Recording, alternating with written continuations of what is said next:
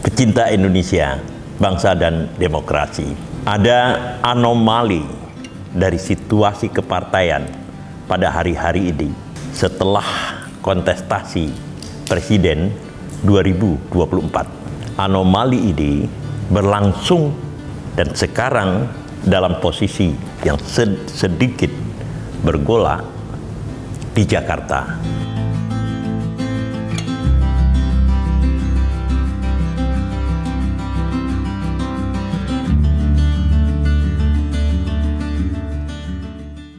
Kita tiba-tiba kemudian disuguhkan oleh sebuah fenomena di mana telah terjadi semacam usaha untuk mengkonsolidasikan seluruh kekuatan-kekuatan politik yang terjelma di dalam partai-partai politik di bawah kepemimpinan Koalisi Indonesia Maju untuk menarik partai-partai lainnya di luar koalisi itu bersatu untuk memajukan satu calon gubernur di DKI Jakarta. Dan situasi yang semacam ini kemudian menimbulkan sebuah dilema tersendiri dari partai-partai di luar KIM itu tadi, Koalisi Indonesia Maju. Dilema yang kemudian mereka rasakan adalah bahwa apakah mereka dalam dua tanda kutip berani memajukan calon gubernur dari mereka sendiri. Yang dimaksudkan mereka sini adalah partai-partai di luar KIM itu tadi untuk dipertaruhkan dan dikontestasikan dengan calon yang akan diajukan oleh partai-partai yang bergabung di dalam Koalisi Indonesia Maju. Apa yang kemudian menarik, seperti yang saya lihat di dalam sebuah wawancara, sebuah stasiun televisi, seorang surveyor tampaknya malah menyetujui bahwa calon yang diajukan oleh Koalisi Indonesia Maju itu nanti akan berhadapan dengan kotak kosong karena partai-partai di luar Koalisi Indonesia Maju itu dalam dua tanda kutip tidak berani mengajukan calonnya sendiri. Pertanyaannya adalah, ini partai milik siapa dan bagaimana hubungannya dengan rakyat? Dengan pertanyaan ini saya kemudian teringat pada tulisan yang saya buat pada 1982. Saya ulang, 1982 di Harian Kompas dengan judul "Kita Perlu Satu Parpol Lagi". Tahun 1982 itu berarti Hudori Husnan baru berumur 1 tahun. Lalu kemudian dan Imam Tamain baru berumur 2 tahun. Serta Rifki baru berumur 1 tahun. Ketika tulisan ini dimuat di Harian Kompas, ketiga tokoh muda ini itu masih balita. Lalu kemudian Iston Basudi mengatakan, untung tidak kena stunting. Tapi inti dari tulisan ini, yaitu apakah kita perlu satu parpol lagi, yang saya tulis di tengah-tengah kejayaan Orde Baru, itu adalah bahwa parpol-parpol pada masa itu saya nilai tidak relevan lagi dengan arus sejarah yang diciptakan oleh Orde Baru. Di situ saya katakan bahwa kaum militer yang mengambil alih kekuasaan setelah runtuhnya kekuasaan Soekarno pada dasarnya bukanlah mereka yang mengalami pendidikan barat, kecuali Nasution, Abdul Haris Nasution, yang telah mendapatkan pendidikan barat sebelum terjun ke dalam dunia militer. Lalu kemudian bisa kita cari beberapa tokoh atau segelintir tokoh-tokoh lainnya yang sebelum aktif di dalam dunia militer itu telah mengalami pendidikan barat. Salah satunya adalah Jenderal Simatupang, pengarang buku Laporan dari Banaran. Tetapi sebagian besar militer yang mengambil alih kekuasaan setelah Soekarno itu adalah mereka yang tidak sempat mengecam pendidikan barat. Dan karena itu, visi yang mereka kedepankan itu adalah sistem nilai budaya yang mereka anut pada masa itu, yaitu sistem nilai budaya tradisional yang tidak mengenal sama sekali partai politik. Mereka mereverse misalnya kepada Kerajaan Mataram, mereka mereverse misalnya kepada Kerajaan Majapahit, di mana sistem politik belum dikenal. Jadi, ketika kemudian kaum militer di awal masa Orde Baru itu tampil, mereka tidak punya preferensi ke dalam pemikiran politik Barat. Dan karena itu, perlakuan mereka terhadap partai-partai politik itu sangat berbeda dengan mereka yang telah sedikit mengenal sistem demokrasi. Nah, disinilah kemudian saya mengusulkan perlu munculnya partai baru sebagai pengganti partai yang pada masa itu, yaitu masa Orde Baru sekitar tahun 1990-an itu, dianggap tidak relevan. Tetapi partai dengan semangat baru yang mampu beradaptasi terhadap gelora sejarah yang diciptakan oleh Orde Baru, yaitu pembangunan ekonomi, modernisasi, dan industrialisasi, yang pada waktu itu tidak satupun partai-partai yang hidup, terutama pada Partai Persatuan Pembangunan, Partai Demokrasi Indonesia, yang mampu menelorkan tokoh-tokoh beradaptasi dengan perkembangan baru itu. Lalu yang kedua, pada 1984, saya kembali menulis tentang partai politik juga di harian Kompas. 1984 itu berarti Hudori Husnan itu berumur 3 tahun. Lalu kemudian Imam Tamain itu berumur 4 tahun. Dan Ahmad Rifki itu berumur 4 tahun juga.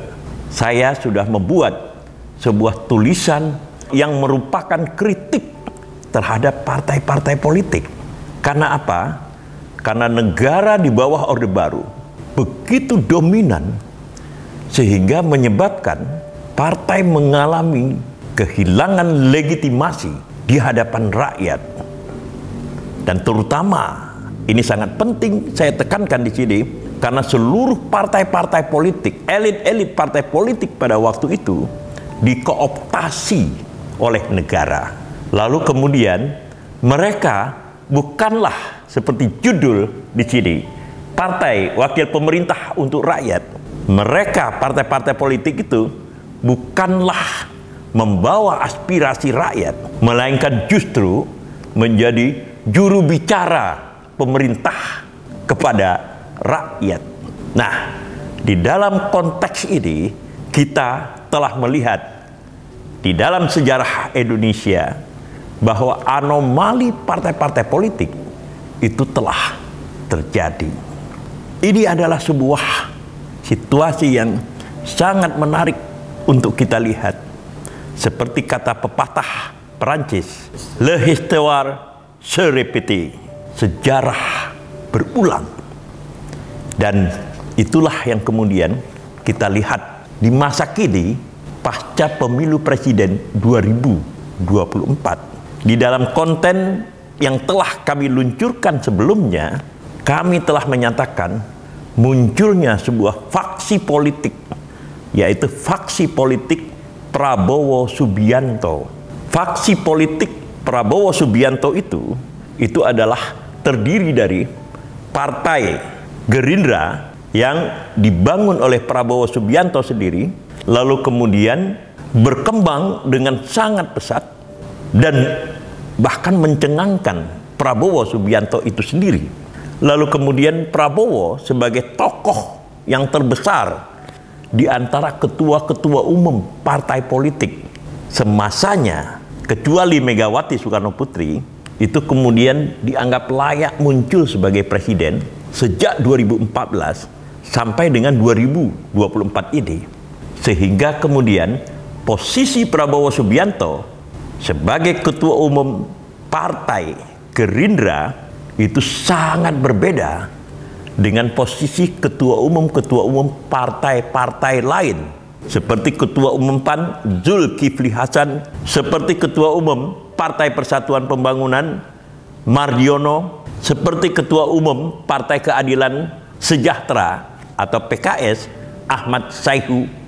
Semua mereka itu bukanlah tandingan dari Prabowo. Situasi di mana partai tidak bisa mengontrol dirinya sendiri itu menjadi semakin dramatis jika kita melihat bagaimana Ketua Umum Partai Golkar Airlangga Hartarto terpaksa harus mengundurkan diri dari jabatannya. Kata terpaksa ini berarti bahwa Airlangga Hartarto mengundurkan diri tidak secara sukarela. Apa yang kemudian membuat posisi Prabowo menjadi begitu strategis dan karismatik adalah karena Prabowo pada akhirnya memenangkan kontestasi pertarungan presiden pada 2024 ini. Inilah yang menyebabkan Prabowo tampil menjadi sosok yang jauh lebih besar dibandingkan dengan lainnya. Maka ketika dia membangun koalisi Indonesia Maju, inti kekuatannya itu adalah Partai Gerindra. Yang lain saya sebut yang menjadi anggota partai itu adalah satelit-satelit dari Partai Gerindra itu sendiri. Nah, di dalam konteks inilah kemudian kita harus melihat Prabowo plus, di dalam pengertian bahwa Prabowo itu bukan hanya berfungsi sebagai ketua umum partai, melainkan seorang presiden. Setelah 20 Oktober 2024 mendatang. Dan karena itu kekuatan politiknya, pengaruh politiknya itu akan jauh berbeda dengan seluruh ketua-ketua umum yang telah saya sebutkan di atas yang bertindak sebagai satelitnya. Inilah kemudian yang membuat apa yang saya sebut sebagai faksi politik Prabowo kian teguh. Yang tidak saya bayangkan ketika konten sebelumnya saya buat adalah bahwa langkah yang diambil oleh Koalisi Indonesia Maju itu begitu ekspansif, yaitu sebuah usaha mengkonsolidasikan seluruh kekuatan politik di dalam genggamannya untuk menggolkan pemimpin yang mereka pilih sendiri untuk Jakarta 2024 sampai kemudian 5 tahun ke depan, yang membuat kemudian partai-partai politik lainnya hampir tidak berdaya. Tentu sebagai caution, sebagai penghati-hatian, harus saya sebut di sini bahwa fenomena yang berlangsung seperti yang saya katakan sekarang ini itu mungkin akan terjadi perubahan, terutama misalnya kalau Mbak Megawati atau Bunda Megawati, yang saya katakan satu-satunya ketua umum partai yang paling jantan di antara lainnya, itu berani mengambil sikap, lalu kemudian bergabung dengan partai lain yang tersisa. Maksud saya yang tersisa ini adalah mereka yang tidak atau belum menjadi orbit dari Partai Gerindra, untuk kemudian menentukan siapa yang akan menjadi calon gubernur DKI Jakarta yang diajukan oleh koalisi Megawati ini. Tetapi sepanjang yang kita lihat dan ketika konten ini dibuat, tidak ada satupun partai-partai di luar kelompok yang menjadi satelit Partai Gerindra tersebut itu menyatakan dengan tegas siapa yang akan menjadi calon mereka di dalam kontestasi Gubernur DKI Jakarta yang akan berlangsung pada akhir tahun 2024 ini. Dengan kata lain, inilah alasannya mengapa saya membuka arsip lama, arsip yang saya tulis pada awal 1980-an tentang sifat partai-partai politik, tentang jatuh bangunnya partai-partai politik di bawah kepemimpinan tokoh-tokoh yang tidak mempunyai visi dan di atas segala-galanya tidak mempunyai prinsip sendiri yang kekeh. Inilah yang kemudian akan menimbulkan presiden lebih jauh. Untuk sementara, pertanyaannya adalah apa pertanggungjawaban ketua-ketua umum partai-partai politik tersebut terhadap rakyat?